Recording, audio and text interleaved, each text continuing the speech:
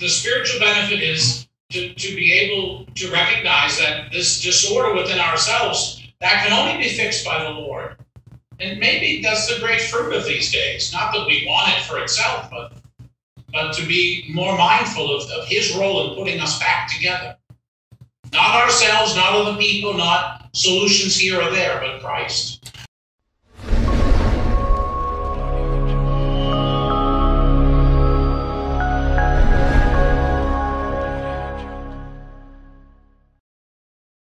Welcome back to Closing the Social Distance. Today, Father Clement and I are joined by two incredible guest stars. Not only do they have their own show in Providence, Rhode Island at the Church of St. Pius V, they have some history with us too. Good to see you, Father James Sullivan and Father Patrick Ray Briscoe. Hello, Father Henry, Father Clement, and welcome. Subject that I wanted your wisdom on, Father James. You know, I remember distinctly you telling us at the beginning of the novitiate year, listen, you guys will go crazy at some point. You'll just start getting angry for no rational reason. You'll find the brothers take turns being the bane of your existence. You'll hate the way they turn their pages in their breviary, or the way that they mop the kitchen floor, or the way that they do anything. And then you got to ask yourself, is the problem with them, or is it with me? I think that I've been thinking about that a lot lately, not just because the problem is still me, but because the problem is you. In a real sense, everybody's a novice these days. We're all stuck in the same place. I think we all agree that the problem's you. Hey, let's focus on the question. We're focusing on the problem. Well, you're either part of the problem or you're part of the solution. I'm happy to be part of the problem. You know, one of my favorite memories of Father Henry was after the novitiate. And it was probably, when year did you make simple vows, Father Henry? 2012. When I blocked out that year, so I have to ask people's simple advice. So it was about October of 2012. He was at the House of Studies, and I get a phone call in the middle of the afternoon. And it's himself. Yes, I said, well, this is Brother Henry. I said, yes, I know that. Can I help you with something? I was just calling to see how you were. I'm fine. Are you fine? Yes. Okay, then bye.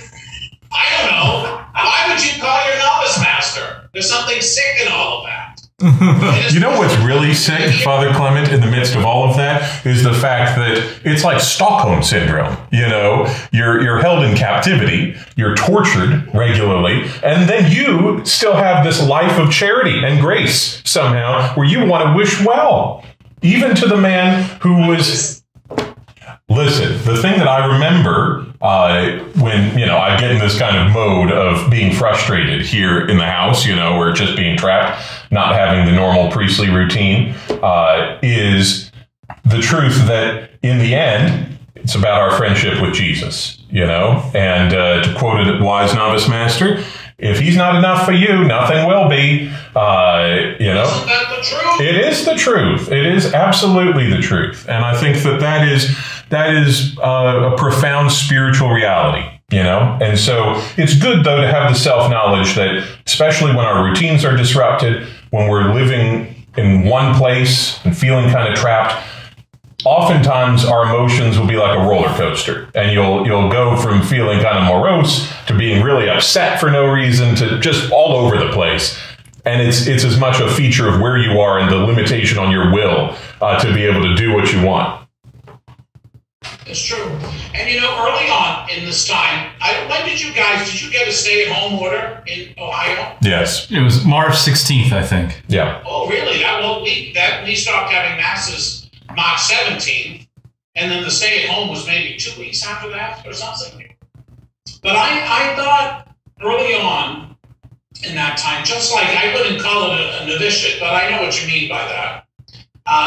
It's like you think, oh, this is great. All the distractions of my life I won't have to deal with anymore.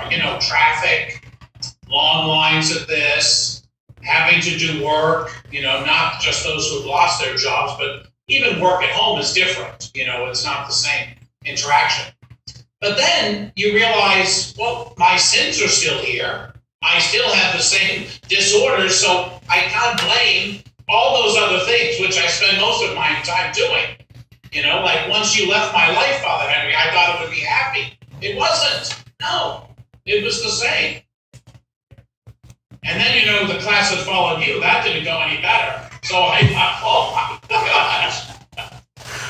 But I think the spiritual benefit is to be able to recognize that this disorder within ourselves, that can only be fixed by the Lord. And maybe that's the great fruit of these days. Not that we want it for itself, but to be more mindful of his role in putting us back together. Not ourselves, not other people, not solutions here or there, but Christ. I do think every time I say Mass during these weird days, where every Mass is without a real congregation, apart from the other brothers, perhaps, it does remind you that ultimate gift of self, I mean, it's Christ giving himself to us and letting us live in him.